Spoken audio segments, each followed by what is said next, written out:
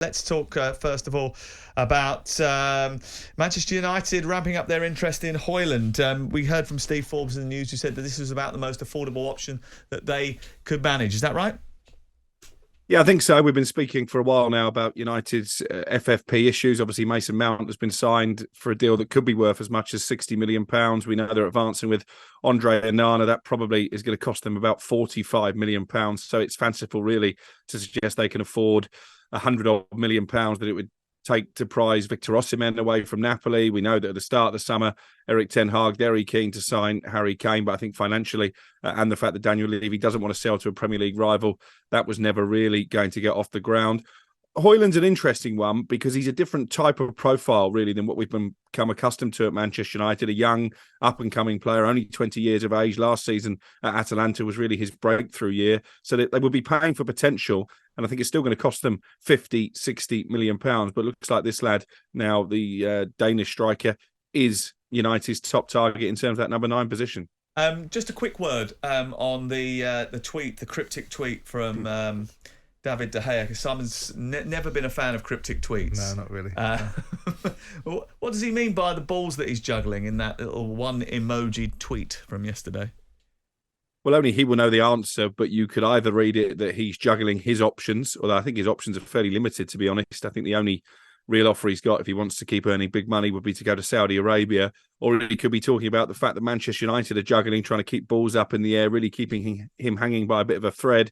If they get Onana, clearly De Gea won't be number 1. And actually, they're now looking a bit further afield in terms of a possible number 2 as well. Looking at the Japanese player, Zion Suzuki plays Urawa Reds, again, a young player. That would be coming in as cover for Andre Onana. So it would suggest that David De Gea's United career is over. But I'm with Simon on this, not just these cryptic tweets. He's posted a couple of these, and he posted a sort of yawning emoji a couple of weeks ago. He's always the first United player after a bad defeat to come out and apologise on social media. If I was David De Gea, I'd just let my feet and my hands do the talking, stop posting nonsense on social media. I mean, maybe it's an emoji metaphor for some of his goalkeeping prowess, this Yeah, he was juggling the FA Cup final, right? That's for sure. A little bit of juggling to do for Ange Postecoglou as well. But as we mentioned on the Game Day podcast earlier this week, Crook, Ndombele might end up being someone that he can mould and include in his first team squad. Well, he's ahead of where he was this time last season in that he's actually training with the Tottenham first team on their return for pre-season. I think Postecoglou wants to have a good look at him.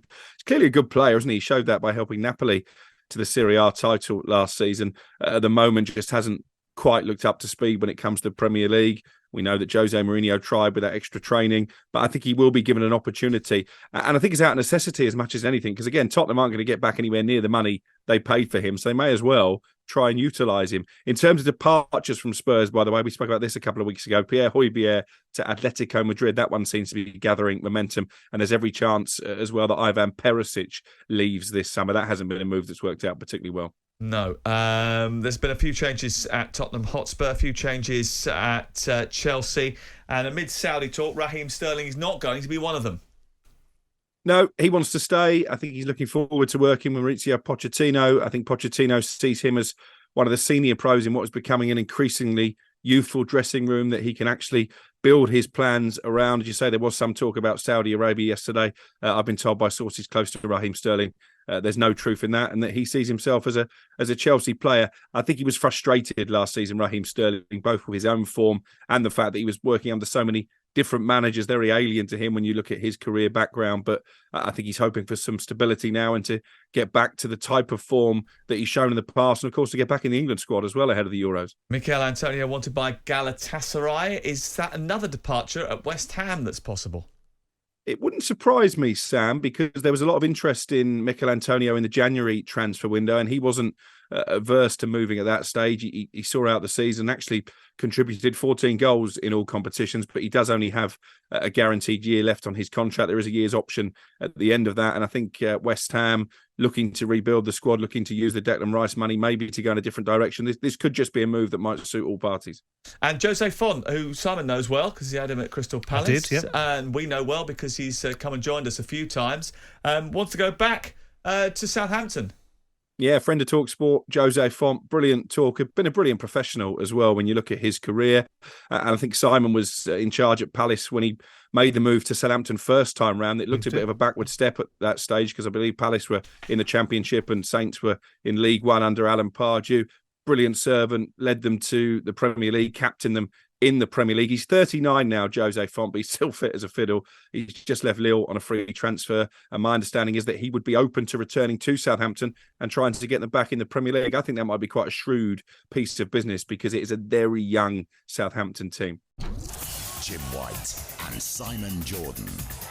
Monday to Friday mornings from 10 on AM, on DAB, via the talkSPORT app and on your smart speaker.